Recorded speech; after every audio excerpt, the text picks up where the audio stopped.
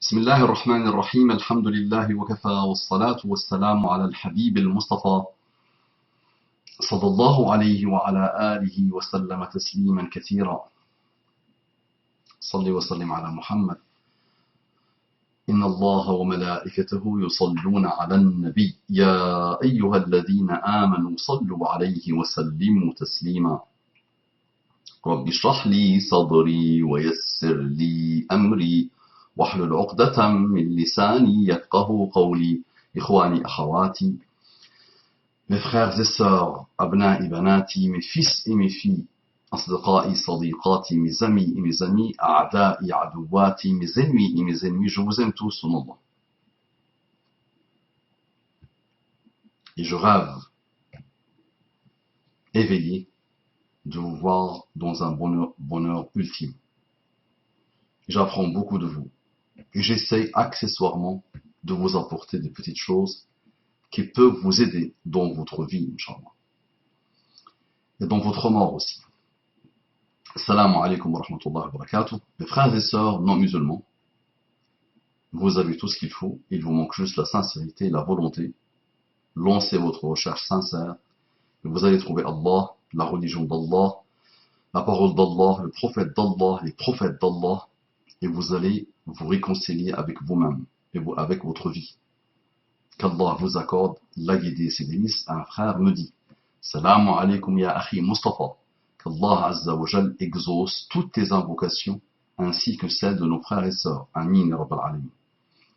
J'ai un message un peu particulier qui va sûrement faire grincer beaucoup de dents. Certains verront peut-être une attaque de ma part, mais il n'en est rien. Je vais juste faire un constat, en remettant la vérité à sa place et en dénonçant ce qui doit l'être. La hijra, et oui, la hijra. Le dogme de quelques-uns de nos frères et sœurs qui ne voient le monde que par cette porte, mais qui ne franchissent presque jamais cette porte. C'est ça qui est extraordinaire. Et quand ils la franchissent, ils reviennent, ils voient ce que c'est que cette porte. À l'époque, sur le conseil de madraliste qui m'avait mis la pression pour partir, j'avais décidé, de par mon ignorance, à franchir le pas et faire la hijra. Le mal vient de cette chose-là, de ces choses-là qui s'appellent les madralistes.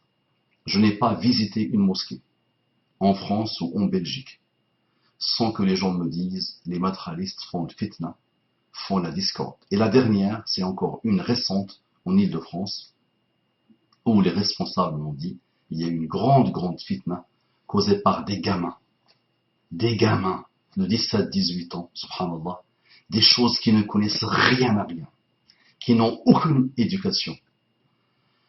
Wala hawla wala quwwata illa billah, qui ne causent que le fitan wal fasad. Les orgueilleux de la terre aujourd'hui s'appellent les madralistes et les sectaires. Les madralistes, c'est une race à part. Ils ne vivent que dans l'ignorance et l'égarement, et la méchanceté et l'injustice. Ils sont vides. Et ce sont les tonneaux vides qui font le plus de bruit. Ils font beaucoup de mal. Donc je conseille aux mosquées de les prendre au sérieux. Quand il y a un qui commence, il peut vous pourrir un quartier entier. Il peut pourrir une ville entière. Les madralistes. Qu'est-ce qu'on n'a pas entendu sur les madralistes? Les madralistes vivent dans la décadence totale. Ils n'ont ni foi ni loi. Ils n'ont ni foi ni loi. C'est des petits gamins frustrés, violents, qui ont grandi dans la violence, qui passent leur vie à étiqueter, qui suivent un système de pensée qu'ils ne maîtrisent pas, qu'ils ne connaissent pas, qu'ils ne comprennent même pas. Ils vivent autour de mots vides de sens. Mais leur seul objectif, c'est le fitna. Ils n'ont rien à voir avec la parole d'Allah. Leurs cœurs sont vides, sont noirs. D'accord? C'est de la décadence, voilà. C'est de la décadence ambulante qui ne peut pas vivre sans la discorde. D'accord? Donc, Shaitan a pondu dans leur tête, il a bien pondu dans leur cœur, et voilà. Donc, c'est des choses. Donc, il ne faut pas les laisser faire. Un madraliste dans une ville, C'est un cancer, c'est une tumeur, au début bénigne, mais rapidement, elle devient maligne. Ils ne respectent ni les vieux, ni les savants, ni les prédicateurs. Ils ne respectent pas l'humain. Même l'humain kafir, quand il les voit faire, il voit la répugnance, il voit la laideur. Les matérialistes. Donc, faut résumer encore la vie des matérialistes. Un matérialiste met tout le monde à la poubelle. Tous les savants, tous les acteurs associatifs, tous les responsables de mosquées, tous les prédicateurs de la terre, tous les réformateurs de la terre. Il les appelle égarés, égareurs, innovateurs, les gens de la passion. Voilà, les gens de la passion. Hizbi, Qutbi, alors qu'ils sont la plus grande innovation que la terre a connue. D'accord? C'est les pires. Tu les mets au même niveau que les Khawarij, tu les mets au même niveau que les mathématistes, tu les mets au même niveau des pires égarés de la terre. Voilà, c'est ça les matérialistes, malheureusement. D'accord? Mais chaque secte a sa spécificité. Celle-là est un cancer qui gangrène la Oumma. Ils n'apportent rien, ils ne produisent rien. Leur seule préoccupation, c'est de dire que tous les savants de la terre, tous les responsables, tous ceux qui se déploient dans la da'wah, tous ceux qui essaient d'apporter quelque chose, tous ceux qui essaient de construire, ne sont des égarés, des mauvais. Il faut les mettre en quarantaine, il ne faut pas les saluer, il ne faut pas leur dire bonjour, il ne faut pas être avec eux, il ne faut pas prier derrière eux, il ne faut pas les fréquenter, il ne faut pas les écouter. Imagine un monde où les matérialistes sont les dirigeants. Berk, quel monde! Donc voilà, ils sont encore là, ils ont frappé. Donc le frère a dit, à l'époque, sur le conseil de matérialistes qui m'avait mis la pression pour partir, j'avais décidé de partir de par mon ignorance à franchir le pas et faire la hijra. Ces matérialistes qui apprennent à la perfection 2 ou 3 versets et hadiths, qui ne tournent qu'autour de ça, en semant le doute et le trouble dans la tête de ceux qui n'ont pas la science nécessaire. Mais eux-mêmes n'ont aucune science. Moi je te dis, mais je les ai défiés toute ma vie. Les matérialistes, depuis début 90, je n'arrête pas de les défier. Et depuis que j'ai commencé le rappel sur Internet, j'en ai vu cela, donne-moi ton numéro de téléphone. Je voudrais t'écouter, moi je suis un ignorant. Aide-moi s'il te plaît. Au secours, sauve-moi de mon ignorance. Ah non, nous savons, nous ont mis en garde contre toi. Oh non, ils nous ont dit de ne pas, toi, c'est le pauvre, il vaut rien. Et il sait que n'importe quelle tempête le met en enfer, le pauvre. D'accord? Ou le sort de son enfer. C'est pas le met en enfer. Le sort de son enfer. Et il tient à son enfer, le pauvre. Les matérialistes. Donc, très bien, direction mon pays d'origine, en Maghreb.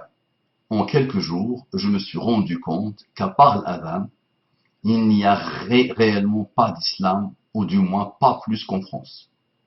Non, tu as raison. On m'a attaqué sur ma barbe, sur mon qamis, sur ma pensée.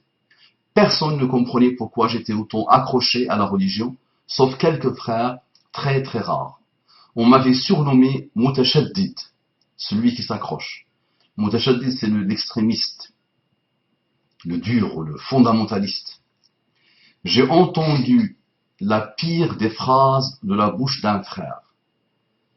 Si Israël me donne les papiers pour vivre sur son territoire et me donne des armes pour massacrer les Palestiniens, je les exterminerai tous. Donc là, il cite la phrase qu'il a entendue dans ce pays du Maghreb. Donc si Israël me donne les papiers pour vivre sur son territoire et me donne des armes pour massacrer les Palestiniens, je les exterminerai tous. Vous prenez le pire des musulmans égarés en France. Il ne dira jamais ce genre de phrase. Donc il nous dit, vous prenez le pire des musulmans égarés en France, il ne dira jamais ce genre de phrase. J'ai aussi vu le pire des racismes, la haine à l'état pur. Oui, il n'y a pas de problème, c'est exactement ça. Et si tu m'avais dit l'Arabie Saoudite, je te dis ce que tu cites est rien par rapport à la réalité de ce type de pays. Le snobisme, l'orgueil, la fornication, le façade, la drogue, les pires choses, les pires égarements. D'accord? La hawla wa la quwwata illa billah. Donc j'ai aussi vu le pire des racismes, la haine à l'état pur. Entre gens du même pays, ils se détestent à mort parce qu'ils ne sont pas de la même origine. Ah oui, les tribus, les villes, les régions, c'est de la détestation à l'état sauvage et pur. Finalement, je suis rentré en France, épuisé mentalement, et quel bonheur de retrouver mon pays. Finalement, je suis rentré en France, épuisé mentalement, et quel bonheur de retrouver mon pays. Mon pays, la France, ce pays soi-disant raciste, où les musulmans se plaignent de la méchanceté des Français. Quelle blague! Donc là, il a pu comparer. Donc les matralistes, débarrassez-nous de vous, mais dégagez! Wallahi, quel bonheur! Mais vous n'avez laissé aucun village. L'autre jour, un frère, machallah, de plus de 50 ans, il me dit, même les villages les plus reculés du Maghreb, les matralistes, ils ont infesté. La hawla wa la quwwata illa billah. Mais quel... Le mot, c'est toujours le même. Laideur. Quelle laideur, quelle pourriture. La laideur à l'état pur, comme m'avait expliqué un monsieur qui a eu Satan de matralisme et qui aujourd'hui, alhamdoulilah, un conférencier apaisé du juste milieu. Satan de matralisme. Il m'a dit, c'est, pour les définir, pour les résumer, c'est la laideur. La hawla wa la quwwata illa billah. En réalité, il n'y a plus méchant que nous. Il faut avoir le courage de le dire et arrêter de se victimiser à outrance. Non. Ah oui, non, ça est. Il n'y a pas plus méchant que nous. Wallahi, l'autre jour, un frère complet, qu'Allah le bénisse. Un frère complet, qu'Allah le bénisse. Responsable chez Renault. Il me dit, j'ai travaillé avec les Arabes pendant 10 ans. Ces musulmans, je les ai côtoyés pendant 10 ans. Il m'a dit maintenant, je dis aux non-musulmans, j'ai tout en commun avec vous, sauf l'attestation de foi. Et je dis aux musulmans, je n'ai rien en commun avec vous, sauf l'attestation de foi. C'est à l'extrême. Ce qu'il dit, c'est vraiment à l'extrême. Mais je le comprends.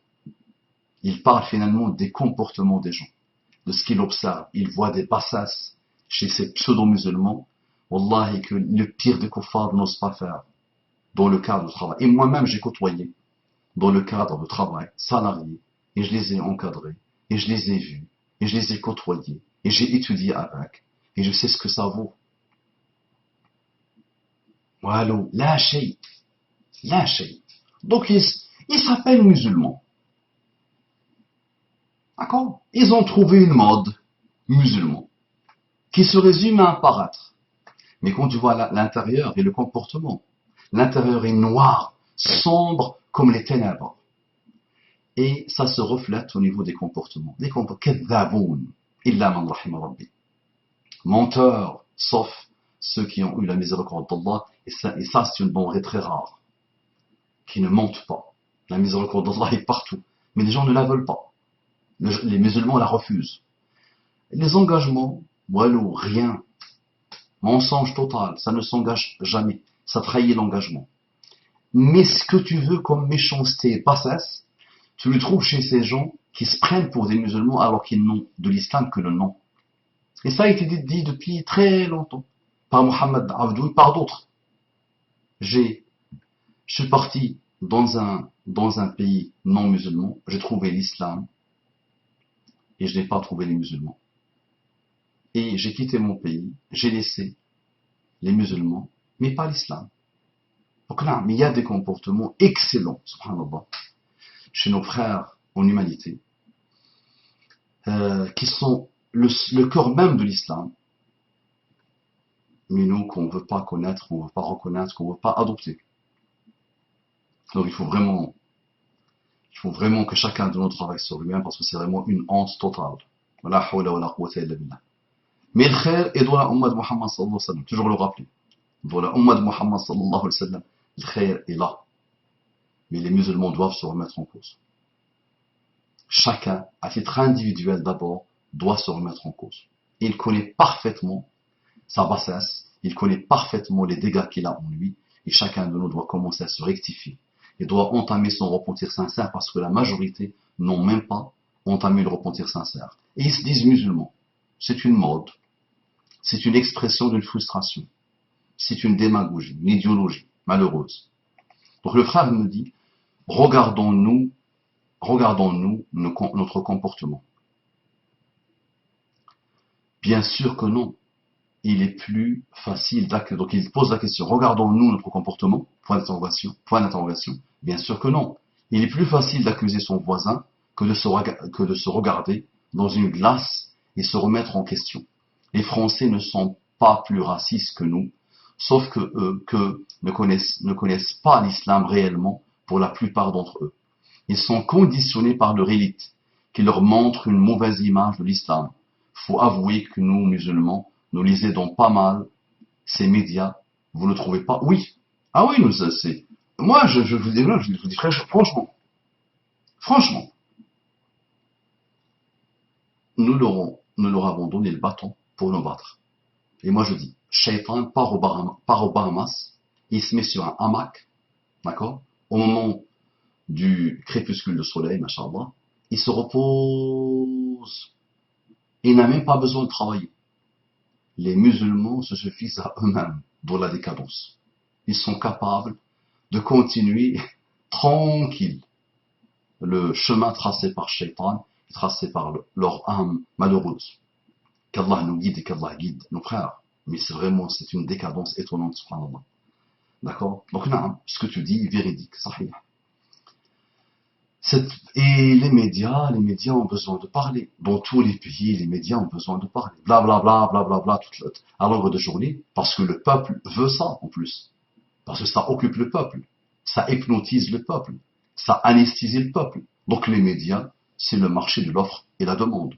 Si le peuple dit ça ne m'intéresse pas ce blablabla, les médias vont s'adapter. Mais ce n'est que ça. Donc dans tous les pays musulmans ou pas, les médias sont là pour gagner de l'argent. Et pour manipuler. D'accord? Et pour se manipuler eux aussi. Chacun manipule l'autre. Ah, c'est l'histoire. Cette peur de l'islam est légitime. Cette peur de l'inconnu qui pousse certains Français à croire qu'ils sont racistes. Non, quand on voit des musulmans. Leurs États sont les pays les plus décadés, ça se dit pas, les plus pleins de décadence. C'est la décadence à l'état pur. D'accord? Donc malheureusement, on les appelle pays musulmans. Non. Ce sont des pays qui n'ont de l'islam que le nom. C'est autre chose que l'islam, tout ça. Il faut le dire, il faut avoir le courage de le dire. Et ils voient dans leur banlieue des choses qui s'appellent des musulmans. D'accord? Des choses qui s'appellent des musulmans. Et en plus, ils commencent à voir des shayatines qui veulent tuer la terre, qui veulent exterminer tout le monde. D'accord? Une race à part, qui ne vit que pour le mal absolu. Ben, tu veux qu'ils t'applaudissent? Tu veux qu'ils disent, ah, l'islam est beau, ah, ashhadu an la ilaha illallah, wa ashhadu anna Muhammad Rasulullah. Mais vous êtes fous, quoi. C'est fou. C'est normal, les pauvres, ils ont peur. Ils sont traumatisés. Aujourd'hui, ils entendent parler d'islam. Barbarie, sanguinaire, barbare, des gens méchants qui veulent tuer, qui veulent exploser, qui ne connaissent rien à rien des petites valeurs de l'humain. Ils ont oublié leur humanité. Il y a même plus rien d'humain chez eux. Donc les pauvres non-musulmans, ils ont peur, ils ont raison d'avoir peur. Donc quelques frères remettent en cause le colonialisme français, disent que tous les mots viennent de cela, sauf qu'en réalité, ces colons étaient des opportunistes. Bah oui, tu es faible. C'est une règle simple. Tu es faible. Tu étais faible à la base. Bah, c'est normal. Un corps affaibli, les microbes et les virus font ce qu'ils veulent. Ça a toujours été comme ça. Tu t'es affaibli, tu es faible. Après, tu t'étonnes qu'on te colonise, mais il faut être fou. Il faut être fou. Maintenant, la colonisation maintenant est ancienne. Ouais, mais elle a laissé des traces. Ah oui, fuite en avant. Fuite en avant. On met notre décadence et notre affaiblissement sur tout et n'importe quoi pour ne pas dire que nous sommes les fautifs. Voilà, takunu kalladhina nasullah fa ansahum anfusahum. Ne soyez pas de ceux qui ont oublié Allah, et Allah a fait en sorte qu'ils se sont oubliés eux-mêmes. C'est ça ta situation actuelle. Même avec ta belle barbe et ton beau hijab, c'est ça, malheureusement, ton résumé. Donc à toi de te remettre en cause. Aussi simple que ça. Ils ont trouvé la porte ouverte dans ces pays arabes et ont fait ce qu'ils voulaient. Sahih. La faute nous appartient. Nous avions délaissé la science et la religion pour plonger dans les abîmes de l'ignorance. Et nous avons surtout laissé notre âme. Nous avons donné libre cours à l'âme pour qu'elle fasse ce qu'elle veut. Parce que même Shaitan lui-même n'est pas aussi responsable que nous. Nous sommes les premiers responsables. Nous avons donné notre âme à Shaitan, et Shaitan fait de nous ce qu'il veut, et les shayatins humains font de nous ce qu'ils veulent. Pour finir, pour choquer les sectaires, j'aime mon pays, la France. J'y suis né, j'ai grandi et j'en suis fier. Et je te dis, moi, j'aime ton pays, la France. J'aime ton pays, la France. Je ne suis pas né et je n'ai pas grandi en France. Et je suis fier de la France. Et j'aime beaucoup la France. Et j'aime toutes les terres d'Allah subhanahu wa ta'ala. Mais il y a des terres on me donne toute la richesse du monde. On théorise comme on veut. Ne m'intéresse pas. L'Afghanistan, c'est un pays musulman. Quel beau pays musulman. Mais quel bonheur. Inch'Allah. 1,5 million l'autre jour, 1,5 million j'ai entendu, de drogués. Un pays de décadence totale, de guerre totale, de corruption totale. Mais quel beau pays musulman. Oh, les talibans, merci. Oui, mais c'est pas les talibans. On les a colonisés, on a tués. Oui, mais c'est nous. Mais c'est nous. Mais arrêtez, c'est nous d'abord. C'est toi d'abord le responsable. D'accord? Donc la paix est quelque chose de primordial dans la vie de l'humain. L'humain qui te dit « je cherche la guerre » est un fou furieux. La guerre n'est pas la norme en islam, il n'est pas la norme chez l'humain. La guerre c'est la dernière solution. C'est vraiment le dernier recours. D'accord? L'humain aime la stabilité. Et c'est un pays stable, alhamdoulilah. Ils ont rodé des systèmes, d'accord, qui ont garanti une stabilité. Alors que nos pays n'arrêtent pas de cracher sur tout, et ils sont instables, ils sont corrompus, ils sont mauvais, ils sont laids. D'accord? Donc arrêtons de nous mentir à nous-mêmes. Allahumma salli wa sallim ala Muhammad. Et c'est pas la cause de l'islam, c'est pas à cause de l'islam, c'est à cause de l'éloignement de l'islam. L'Europe a besoin de nous.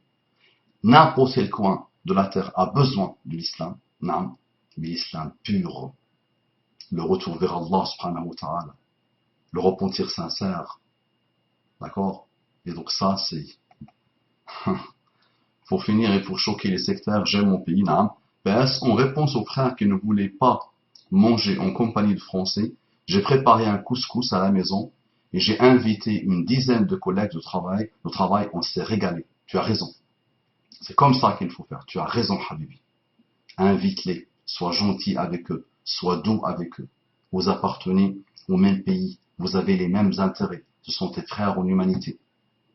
Tu dois les conseiller. Ils ont besoin de toi. Et tu as besoin d'eux. Tu as beaucoup à apprendre d'eux. Et ils ont beaucoup à apprendre de toi. Et tu as la chose que n'importe quel humain rêve d'avoir, qui est beaucoup plus importante que n'importe quelle stabilité, que n'importe quel progrès, c'est la guidée d'Allah subhanahu wa ta'ala. Donc déployez-vous mes frères avec les excellents comportements pour les aider à atteindre, à embrasser la guidée d'Allah subhanahu wa ta'ala. Qu'Allah azza wa jal ouvre le cœur de tous les Français à l'islam et qu'il fusionne nos cœurs dans l'amour et la paix de l'islam. Mes deux amis intimes sont des Français reconvertis. Je suis fier et heureux d'être comblé par leur présence à mes côtés, ton frère. Qu'Allah t'aime, mon frère. C'était un excellent message. J'étais dur aujourd'hui, très dur. Si je touche une personne, je serai l'homme le plus heureux du monde. Si je secoue une personne, je serai l'homme le plus heureux du monde. Assalamu alaikum wa rahmatullahi wa barakatuh.